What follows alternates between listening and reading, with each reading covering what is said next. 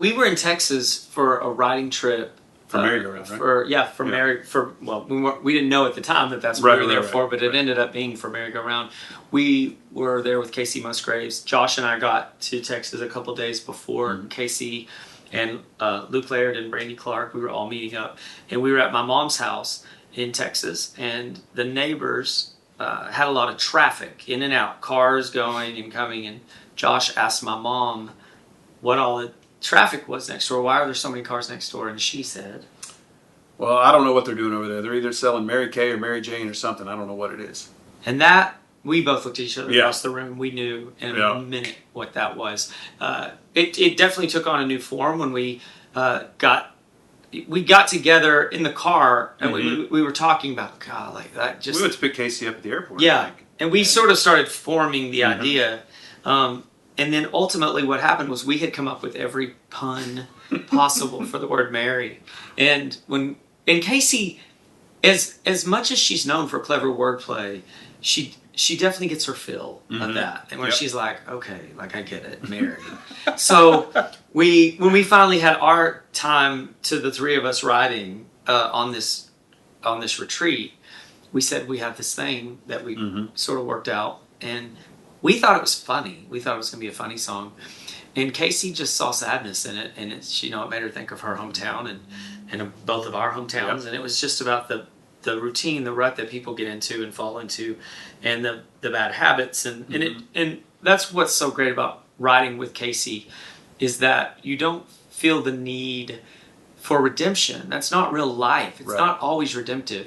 And had we been writing that without an artist in the room, we would have had to have figured out a way to redeem the characters, because that's the only way to pitch a song, is people say, well, this is just sad, and it just leaves you hanging. Right. But the truth is that's real life, and that's what Kacey's so great at. I mean, I know that Kacey would say that the round and round thing was something Josh and I did, because that is...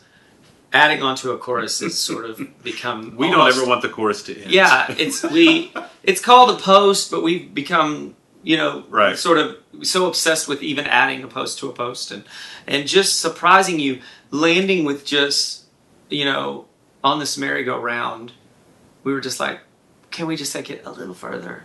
And then the kick out, the old famous kick out, yeah. Which is where you take the last word of one phrase and you start the next phrase with the same word.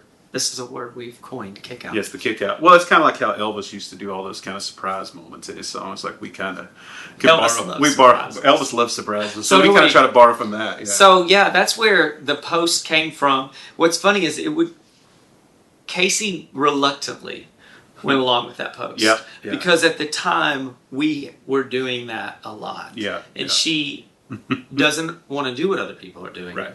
She was like, yeah, that definitely sounds like Josh and Shane, but she understood the value of it, and in that song it's not forced, and it doesn't feel like it's just there for the sake of a post. It's part of the story. I think just being true to her. I mean, she's so specific. It was really trying to translate for her.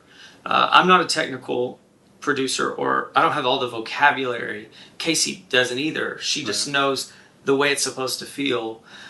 Luke, Josh, the musicians in the room, they're more technical in that you can say, I want it to sound like this, and they're like, oh, you need this guitar. Oh, you need this tone.